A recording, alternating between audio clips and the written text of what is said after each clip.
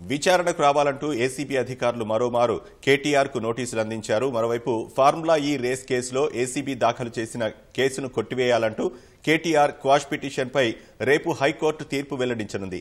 వీటికి సంబంధించిన మరింత సమాచారం మా ప్రతినిధి శ్రీకాంత్ ప్రత్యక్ష ప్రసారం ద్వారా అందిస్తారు. ఫార్ములా ఈ కేసుకు సంబంధించి ఏసీబీ నమోదు చేసిన ఎఫ్ఐఆర్ను కొట్టేయాలంటూ కేటీఆర్ దాఖలు చేసిన క్వాష్ పిటిషన్పై రేపు హైకోర్టు తీర్పు వెలువరించనుంది. జస్టిస్ లక్ష్మణ్ ఈ పిటిషన్పై ఇప్పటికే విచారణ నిర్వహించారు. గత నెల 25 తేదీన 27 తేదీన 2 దఫాలుగా కూడా ఈ పిటిషన్పై విచారణ జరిగింది. ఈ పిటిషన్పై విచారణ జరిగిన సందర్భంగా కేటీఆర్ తరపు న్యాయవాది అదేవిధంగా ఏసీబీ తరపున ప్రభుత్వం తరపున న్యాయవాదులు కూడా వాదనలు వినిపించారు. ప్రధానంగా కేటీఆర్ తరపు న్యాయవాది వాదనలు వినిపించిన సందర్భంలో 2 సందర్భాల్లో కూడా వాదన జరిగిన సందర్భాల్లో కూడా ఒకటే అంశాన్ని లేవనెత్తారు. ఈ కేసు కేవలం రాజకీయ కక్షతో పెట్టారని చెప్పి కూడా కేటీఆర్ తరపు న్యాయవాది కూడా వాదనలు వినిపించారు. అంతే కాకుండా అందులో నమోదు చేసిన సెక్షన్లు అంటే ఏసీబీ నమోదు చేసిన సెక్షన్లు అవినీతి నిరోధక చట్టంతో పాటు నేరపూరిత కుట్ర ఈ 2 సెక్షన్ల కింద నమోదు చేసిన కేసులకు సంబంధించి సెక్షన్లు కూడా ఏవి కూడా వర్తించవు కేటీఆర్ అని కూడా చెప్పారు. ఇక్కడ బదిలీ జరిగిన ఆ మొత్తం కూడా ఫార్ములా ఈ ఆపరేషన్స్ అనే సంస్థ ఖాతాలోకి వెళ్ళింది. ఎక్కడ కూడా కేటీఆర్ కు సొంత ఖాతాలోకి మళ్లడం కానీ లేకపోతే ఆయన లబ్ధి పొందినట్టు ఎక్కడ కూడా లేదని చెప్పి కూడా ఈ సందర్భంగా కేటీఆర్ తరపు న్యాయవాది వాదనలు వినిపించారు. అంతేకాకుండా కేవలం ఫార్ములా ఈ ఆపరేషన్స్తో పాటు ఏస్ నెక్స్ట్ జెన్ ప్రైవేట్ లిమిటెడ్ అనే కంపెనీతో త్రైపాక్షిక ఒప్పందం జరిగింది. ఆ త్రైపాక్షిక ఒప్పందం జరిగిన సందర్భంలో ఒక కంపెనీ ఏస్ నెక్స్ట్ జెన్ ప్రైవేట్ లిమిటెడ్ దాని నుంచి పక్కకు తప్పుకుంది. ఆ సందర్భంలోనే హెచ్ఎండిఏ సీజన్ 10 నిర్వహణకు సంబంధించి రంగంలోకి దిగింది. ఆ మేరకు ఒప్పందం కుదుర్చుకుంది. ఒప్పందంలో భాగంగా డబ్బులు చెల్లించాలని చెప్పి కూడా భావించింది. అందులో భాగంగానే 46 కోట్ల రూపాయలను కూడా ఫార్ములా ఈ ఆపరేషన్స్ సంస్థకు లండన్ ఖాతాలో బదిలీ చేసిందని చెప్పి కూడా ఈ సందర్భంగా కేటీఆర్ తరపు న్యాయవాది వాదనలు వినిపించారు. ఇక్కడ ఎక్కడ కూడా నిబంధనలు ఉల్లంఘించలేదు. హెచ్ఎండిఏ అనే స్వయం ప్రతిపత్తి గల సంస్థ ఆ సంస్థకున్న విచక్షణ అధికారాలకు మేరకు ఇక్కడ నగదు బదిలీ జరిగింది. అయితే కేవలం తాను మంత్రిగా ఉన్నాను, దానికి సంబంధించి విధి విధానాలు నిబంధనలు అన్ని కూడా సంబంధిత అధికారులు చూసుకోవాల్సి ఉంటుందని చెప్పి కూడా కేటీఆర్ తరపు న్యాయవాది ఈ సందర్భంగా కోర్టులో వాదనలు వినిపించారు. అయితే ఏసీబీ తరపున ప్రభుత్వం తరపున న్యాయవాదులు కూడా అడ్వకేట్ జనరల్ వాదనలు వినిపించారు. అంతేకాకుండా ఏసీబీ తరపున కూడా వాదనలు వినిపించారు. అయితే ఇందులో ప్రధానంగా ఇక్కడ నిబంధనలకు విరుద్ధంగా నగదు బదిలీ జరిగిందని చెప్పి కూడా ఈ సందర్భంగా ఏసీబీ తరపు న్యాయవాది కోర్టుకు తెలిపారు. ఎందుకంటే 46 కోట్ల రూపాయల బదిలీ జరిగినప్పుడు అది విదేశీ కరెన్సీ రూపంలో అంటే బ్రిటన్ పౌండ్స్ రూపంలో కూడా నగదు బదిలీ జరిగింది. ఆ నగదు బదిలీ జరిగిన సందర్భంలో ఆర్బీఐ అనుమతి తీసుకోవాలి, కానీ ఇక్కడెక్కడ కూడా ఆర్బీఐ అనుమతి తీసుకోలేదని చెప్పి కూడా కోర్టుకు తెలిపారు ఏసీబీ తరపు న్యాయవాది. అంతేకాకుండా ఇక్కడ దాదాపు 46 కోట్ల రూపాయలు విదేశీ కరెన్సీ రూపంలో డబ్బులు చెల్లించారు.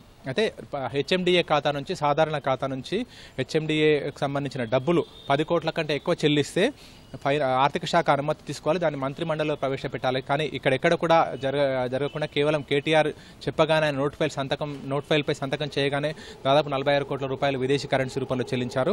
దీనివల్ల అదనంగా 8 కోట్ల రూపాయలు హెచ్ఎండిఏపై పన్ను భారం పడింది. ఇదంతా కూడా ప్రజాధనం, ఇదంతా కూడా దుర్వినియోగం జరిగింది. ఒక ప్రజాప్రతినిధిగా కేటీఆర్ నోట్ ఫైల్ పైన సంతకం చేశారని చెప్పి కూడా ఈ సందర్భంగా ఆయన వాదన వినిపించారు. ఈ 56 కోట్ల బదిలీ అంతా కూడా 46 కోట్ల రూపాయలు దాదాపు ఇక్కడ ఫార్ములా ఈ ఆపరేషన్ సంస్థకు బదిలీపై వెళ్ళింది. నగదు అక్రమంగా బదిలీ చేశారు.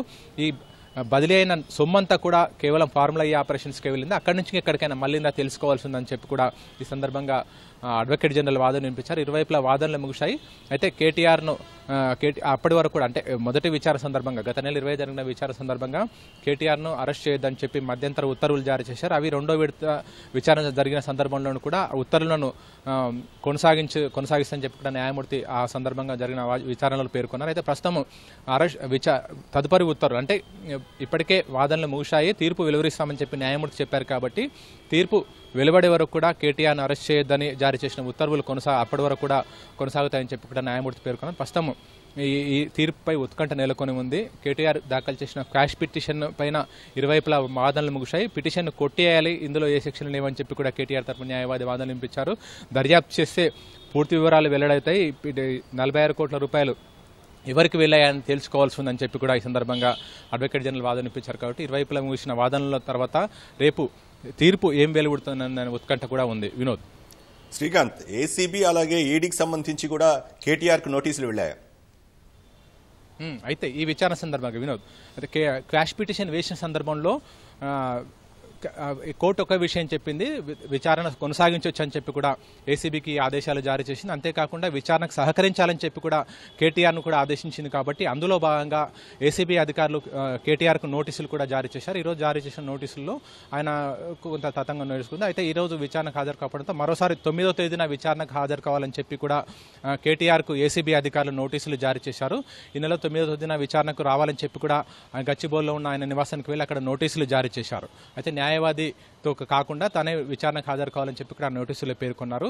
ఇది ఏసీబీకి సంబంధించిన నోటీసుల సమాచారం. మరోవైపు ఈడీ కూడా ఇదే అంశానికి సంబంధించి, అంటే ఫార్ములా ఈ ఆపరేషన్స్లో నగదు బదిలీకి సంబంధించి మనీ లాండరింగ్ జరిగిందనే ఉద్దేశంతో ఏసీబీ నమోదు చేసిన ఎఫ్ఐఆర్ ఆధారంగా ఈడీ అధికారులు కూడా ఈసీఐఆర్ నమోదు చేశారు. ఈసీఐఆర్ నమోదు చేసిన దానిలో భాగంగా ఇప్పటికే ఈడీ అధికారులు నోటీసులు జారీ చేశారు. కేటీఆర్తో పాటు బిఎల్ఎన్ రెడ్డి, హెచ్ఎండిఏ సీజీగా ఉన్న బిఎల్ఎన్ రెడ్డి, అప్పటి పురపాలక కార్యదర్శి అరవింద్ కుమార్ కూడా నోటీసులు జారీ చేశారు. అరవింద్ కుమార్ 2వ తేదీన, బిఎల్ఎన్ రెడ్డి 3వ తేదీన హాజరు కావాల్సి ఉంది. కానీ వాళ్ళకి కొంత సమయం కోరడంతో వాళ్ళకి తదుపరి నోటీసులు జారీ చేశారు. అయితే ఈ కేటీఆర్ 7వ తేదీ విచారణకు హాజరు కావాల్సి ఉంది, అంటే రేపు విచారణకు హాజరు కావాల్సి ఉంది. కానీ కేటీఆర్ కూడా కాస్త సమయం కోరాడు ఈడీని, ఎందుకంటే తనకు కాస్త తదుపరి విచారణకు హాజరు కావడానికి కాస్త సమయం ఇవ్వాలని చెప్పి కూడా కేటీఆర్ ఈడీని కోరారు. అయితే ఈడీ దాన్ని పరిగణలోకి తీసుకునే అవకాశం ఉంది. ఎందుకంటే అంతకుముందు బిఎల్ఎన్ రెడ్డి, అరవింద్ కుమార్ ఇంకా జారీ చేసిన నోటీసుల సందర్భంలో వాళ్ళు కాస్త సమయం కావాలని కోరడంతో దానికి అంగీకరిస్తూ ఈడీ తదుపరి తేదీలు కూడా ఇచ్చింది. అదేవిధంగా కేటీఆర్ కూడా 7వ తేదీన విచారణకు హాజరు కావాల్సి ఉన్నప్పటికీ తాను విచారణకు హాజరు కాలేనని చెప్పి కూడా ఈడీ అధికారులకు చెప్పారు. కాబట్టి దాని తర్వాత ఈ లేఖకు సంబంధించిన ఈడీ అధికారులకు చేరిన తర్వాత వాళ్ళు తదుపరి తేదీ దాన్ని, అంటే లేఖ అందిన తర్వాత, కేటీఆర్ లేఖ అందిన తర్వాత వాళ్ళు దానికి సంబంధించిన నిర్ణయం తీసుకునే అవకాశం ఉంటుంది. వినోద్, ధన్యవాదాలు శ్రీకాంత్.